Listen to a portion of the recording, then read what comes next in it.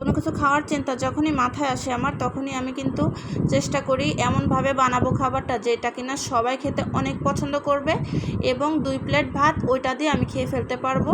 তো আসসালামু আলাইকুম, সবাই কেমন আছেন? আশা করি ভালো আছেন। আলহামদুলিল্লাহ আমিও ভালো আছি। তো আজকে এমন একটা ভর্তা রেসিপি নিয়ে আপনাদের সাথে শেয়ার করব, এটা না খাইলে আপনারা বুঝতে পারবেন না যে কতটা মজা। তো আমি শুকনা মরিচগুলো ভেজে এখানে নিয়ে নিয়েছি। এখন শুকনা মরিচ আর পেঁয়াজ একটু লবণ দিয়ে ভালোভাবে এগুলোকে একসাথে ডলে নিতে হবে। আর এখানে নিয়েছি আমি কাঁকরোল আর আলু আর ডিম। আগে থেকে একটা ডিম সিদ্ধ করে নিয়েছি, আর একটা আলু আছে এখানে, আর 3টা কাঁকরোল। অনেকেই কিন্তু কাঁকরোলটা খেতে পছন্দ করে না, তো তাদের জন্য বলবো এইভাবে একবার হলেও ভর্তা করে খেয়ে দেখবেন, এতটা টেস্ট লাগে বলার বাহিরে, না খাইলে বুঝতে পারবেন না। তার সাথে দিয়ে দিলাম কিছু ধনিয়া পাতা কুচি। এখন এগুলোকে ভালোভাবে ডলে নিয়ে এখন আলু আর কাঁকরোলগুলা সব কিছু একত্রে একটু মিলিয়ে নিব।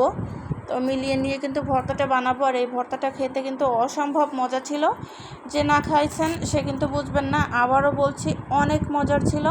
তো এই তো সব কিছু ভালোভাবে মিলিয়ে নেওয়া হয়ে গেছে। এখন আমি এখানে সাথে ডিমটা আমি ভালোভাবে চটকে নিব, নিয়ে কিন্তু আমি সেই মরিচ পেঁয়াজ ধনিয়া পাতার সাথে সব কিছু একত্রে এখন মিলিয়ে একটা ভর্তা বানিয়ে নিলাম। আর এই ভর্তাটা গরম ভাতের সাথে খেতে তো অসম্ভব মজা লাগবে। আর এর সাথে আমি নিব হচ্ছে আমের আচার। আমের আচারের তেল দিয়ে খেতে কিন্তু গরম ভাতের সাথে আরও মজা লাগে। তো এই তো আমার ভর্তাটা কিন্তু রেডি হয়ে গেছে। তো ডিম কাঁকরোল আর আলু দিয়ে এইভাবে ভর্তা বানাইছি, যার জন্য এই ভর্তার নামটা দিয়েছি 3 in 1। অনেক মজা ছিল আলহামদুলিল্লাহ। তো এই তো সবাই একবার হলেও ট্রাই করে দেখবেন। সবাই খুব বেশি ভালো থাকবেন, সুস্থ থাকবেন। আল্লাহ হাফেজ।